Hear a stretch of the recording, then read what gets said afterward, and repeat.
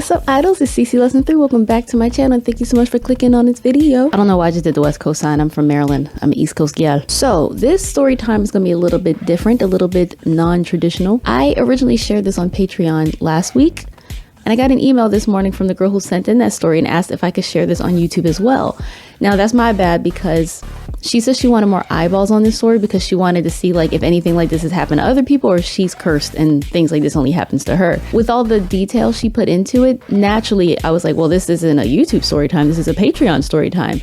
But she was actually hoping that I put it on YouTube. I assumed it was meant for Patreon. That's my bad. Now that being said, if you want all the inappropriate NSFW automatically demonetized on YouTube details, that is still on Patreon. This is going to be a cleaned up version of that. It's a short story, it's not going to be too long, but it's still quite tragic all the same. So in this updated email, she asked me to call her Moana, so we're going to call her Moana in this story. If you saw the Patreon, she did say like, please keep me anonymous because this is so embarrassing.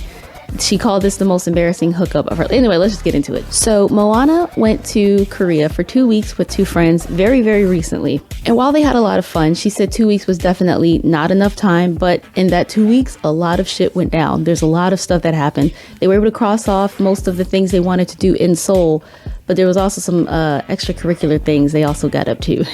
A wink. So we just jumped right to a night at the club. Her and her two friends were pre-gaming, listening to Korean pop, K-pop, Korean hip-hop, and they were getting ready and drinking soju, doing their makeup, getting dressed up, having a time, you know, girlhood. Before they went to the clubs, they decided to make a stop to get some dakgalbi, which is so yummy. And while having dakgalbi, they drank some more. So the drinks were flowing. None of the girls are sober, from my understanding. Now, for this night out in the club, they decided to go to Itaewon. And the reason they chose Itaewon is because it wasn't far from their hotel. If you guys ever go out clubbing in Korea, you know the hellscape it is to try to get home at the end of the night. You can either thug it out and wait until the trains start running approximately 6 a.m. or you can pay $1 billion for a taxi to go home. Luckily, Korea's government seems to finally be starting to crack down on that whole illegal price gouging taxi scheme. Just fair tip. If you ever ask for a taxi and they give you an upright fee instead of just running the meter, don't go for them. They're overcharging you. You know, you approach the taxi driver, they odika, where do you want to go? And you say, Gimpo Konghang, Gimpo Airport. If they try to give you a flat fee, scam, go to the next. The three of them decided to hit like the main club street in Itaewon, and they said they was going to wander up and down the street until promoters come out and say, hey, you guys want free shots, free entry, come in this way. And that's usually pretty safe bet, pretty easy thing to do. They want girls in the club because that brings guys in the club and guys buy drinks and yada yada yada. So they said it didn't take long before they were ushered into a club, given a voucher for free drinks and free entry, got their stamp. So when they get inside, they said it was pretty dead. Nobody was really dancing. There was a few people that were kind of just standing around, but they saw the DJ. They locked in on their target. They went to the bar to get their free drink, and then they went to dance around the DJ booth and kind of hype them up and get the party started.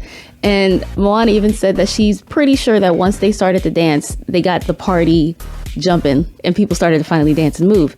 And there was this guy who walked up to them, and she outright names him. She told me his name was Sunu.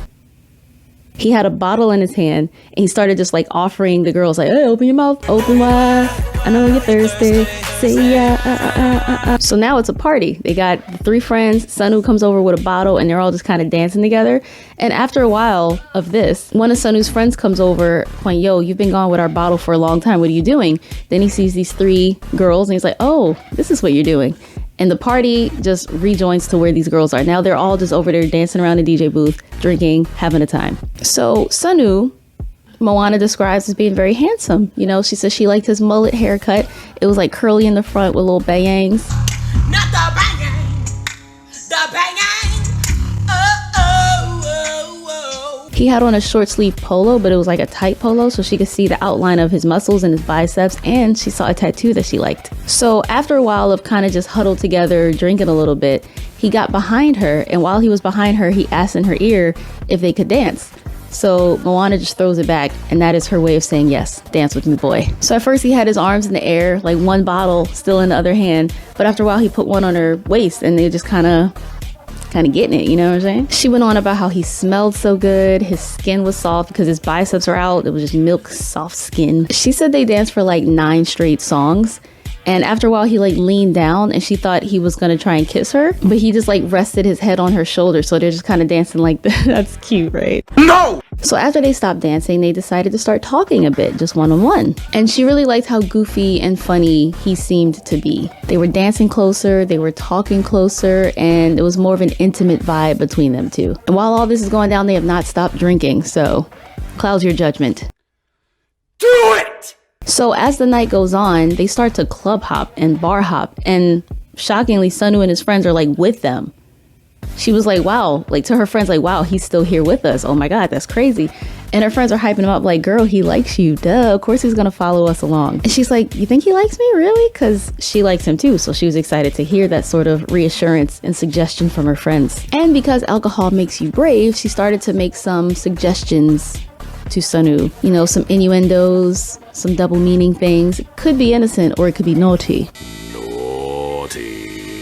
And at first he seemed surprised by her shift in behavior, but then he, of course, was like, oh, hell yeah, this is going down. Whenever they would talk, he would go to his friends to talk with them about something and come back smiling even harder and giving in to the flirtation and the suggestion, whatever that means. So eventually the topic of a love motel came up.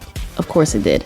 But the thing is, Moana did not want to go to a love motel. She was like, that's a little seedy, like even for me, I don't want to do that. And she knew their hotel wouldn't work because it's 3 of them in one hotel room. So she's like, we got 2 beds and all, but I'm not going to do that too much. Like no, I'm not going to do that. And a big part of her was actually curious about where he lived. And she was like, man, like, I hope he suggests we can go to his place. And of course he did. That was the next thing that came out of his mouth. So she's literally like, okay, kaja. So he put his arm around her, guided her out of the club into a taxi. They crossed Han River and they were going south. And she was like, oh my God, we're going towards Gangnam. He lives in Gangnam. That's so cool. And it was a nice high-rise apartment. She was like, yo, that's impressive. And she could not wait to see like inside his apartment, the furniture, the decor. And as they're walking up to his front door, he again has his head like over her shoulder. He's hugging her from behind and like kissing her neck. He puts his arms around her waist, enters the keypad code, gets in.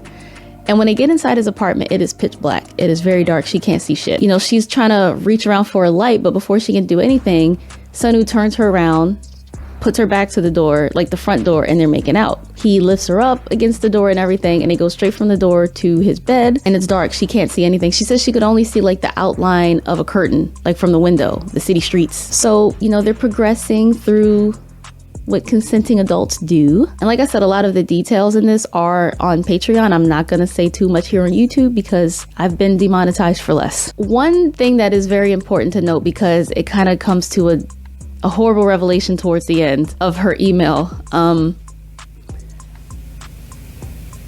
She was positioned in such a way where she thought he was about to like meow, meow, meow, meow, meow, meow, meow, meow. How could I say this? I don't know. But suddenly she felt like instead, and she was surprised that he had one of those things. But you know, she couldn't really think too much about it because she's tipsy and it just feels nice, so she didn't really protest or think about it too much. So with that done, they're about to get started. He reaches for protection, which is good. We've seen a lot of people raw dog it with no gloves or no protection, and it's not good. And she was enjoying herself. She was like, you know what? I gotta be honest, I did enjoy myself. She noticed though, like as she was making sounds, he was trying to keep her quiet, and she's like, oh, maybe the walls are thin and the neighbors are nosy, so she didn't really think too much of it. So she kept it in, like she was able to keep herself quiet. But Sunu didn't like that. He was like, no, I want to hear you. And she's like, you're giving me mixed signals, dude. You're trying to mute me, but if I mute myself, it's a problem. She was confused. It's getting to the point where she's about to finish, and so is he. But then they hear beep, boop, boop, boop, boop, boop, boop, boop. And someone is trying to get into the apartment. Someone's about to walk into the apartment.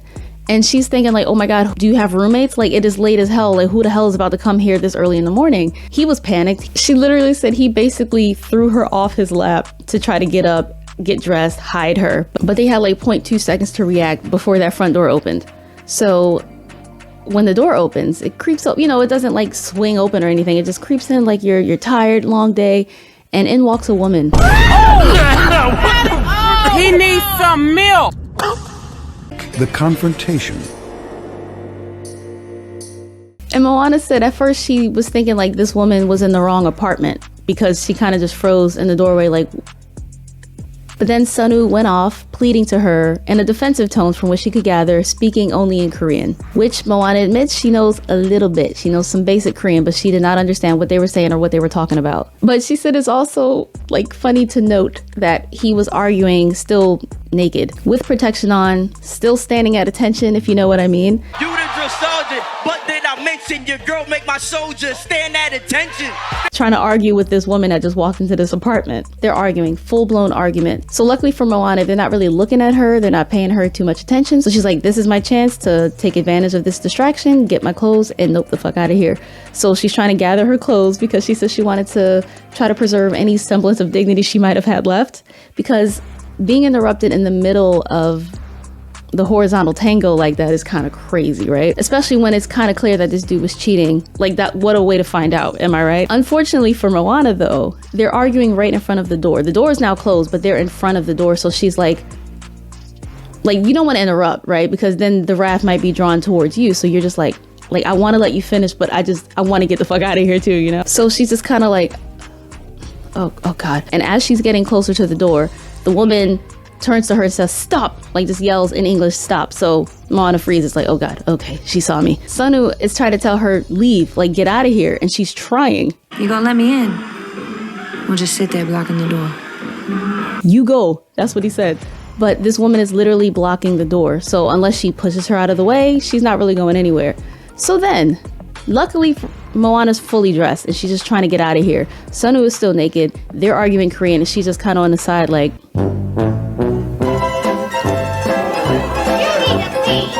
So this woman suddenly takes out her phone and starts to record Sunu while he's naked. And then she turns the camera to Moana to try to record her, but Moana was able to like turn her head like, I don't want no smoke, this ain't my fight. And she's mad because she's like, dude, obviously if I knew he had a partner or whoever you are, I would not be here. He gave me no indication that he was not single. And she's still just trying to get out and leave the apartment. So then suddenly this woman stops recording them and dials a number and she's on the phone with someone. So Moana immediately thought, is she trying to like call someone to beat me up? Is she calling the police? I just want to get out of here. So finally, Sunu takes his hands on this girl and like moves her to the side so Moana can leave. She runs out of the apartment, calls her friends like, she's a runner, she's a track star. She gon' run away when it gets hard. She can't take the pain, she can't get scarred. She runs out of the apartment, calls her friends, and to her surprise, they're still awake. As she's leaving the complex, she's like embarrassed and scared and ashamed and incredibly confused as well. And luckily, at this point, it's late enough that the trains are about to start running, so she didn't have long to wait before she could get on the train and get back to her homegirls. So as she's waiting for the trains to run, she's calling her friends, telling them everything that happened. Because I imagine, you know, naturally they're like, I hope she's okay, what's going on, kind of waiting for any sort of update, but I guarantee this is the last thing they expected to hear. So as she's talking with her friends, they're putting the story together out loud. Everything's starting to make sense. No wonder the apartment was pitch black when I got in. If the lights were on, surely I'd see women's shoes, a woman's jacket, pictures, you know, some evidence that a woman also lives here with you. And the fact that he would like go off with his friends and talk to them before coming over smiling even wider is like they were trying to help him come up with like, yo bro, just do it, she won't find out, we don't know. But she also had so many questions. She's like, where the hell was this woman that she stumbled in around like 5:30 in the morning by herself? Like, was she seeing family? Was she out with her friends and then came back early? Like, what was she doing out all night? Anyway, the worst thing, Moana makes it back to her friends, and instead of going to sleep, they decide to just get some coffee and stay up all night. They might as well sleep as little as they can because they still want to enjoy as much of Korea as possible and revel in the craziness and the drama, right? So they're having coffee and they're talking about everything, and one of her friends brings up something disgusting that Moana never even considered or thought about. She's like, if he lives with this woman, does that mean the vibrator he used on you was hers? Which is like, brother, what's that? What's that, brother? I pray that is not the case, because that is absolutely disgusting if it's true. Disgusting shit. True. Now, she still doesn't know if this woman was like his girlfriend, his fiance, his wife, a bitter ex. We don't know. But the fact that he had that and she walked in, that is the only logical conclusion one would come to, you know? We can only hope that they cleaned it before. And even after all that, Moana ended the email saying like, I feel bad for this girl, even though she was a bitch to me. I really feel bad for her because finding out your boyfriend, your fiance, your husband, whatever, is cheating on you at like 5:30 in the morning when you just stumbled tired into your apartment to see him in the middle of being inside another woman is crazy. And she's like, no one deserves that. And she said, even though this girl was awful to her, no one deserves that. So that's the tea. Like I said, given the details she gave me, I assumed it was meant for Patreon. And I'm still glad that it's there because there's some things in that I couldn't mention here. And otherwise those details would kind of be forced to go to waste, right? So it's there, uncensored, but it's here also. This is like the cleaned up version of it. But she wanted more people to hear about this because she just can't believe what happened to her. Only 2 weeks in Korea and something this crazy went down. And I'm not surprised because after having lived in Korea myself and visiting Korea often, these stories don't even surprise me anymore because I've seen it. My friends have told me about it. I've experienced it, maybe not this bad, but like it doesn't surprise me in the slightest because they be out here wildin'. So you guys, if you want to send us your dating in Korea story, love story, or horror story, or anything in between, email me at cclesson3@yahoo.com. And if you want to be like Moana, you too can remain anonymous. So thank you, Moana, for sending the story. I'm sorry I put it on Patreon first. I just assumed that given the fact that it was a shorter story and the details you included, it was like meant for Patreon. That's so my bad. But now we have it on both platforms so everyone can enjoy. I'm sorry this happened to you. I'm glad you got out of there before police came or before somebody showed up to fight you or confront you or whatever. Sunu was a piece of crap for that. That's crazy to use her toy on another. Oh, brother, this guy stinks! Anyway, thank you guys so much for watching. If you did, remember to like, comment, share, subscribe, and I will see you guys next time. Annyeong!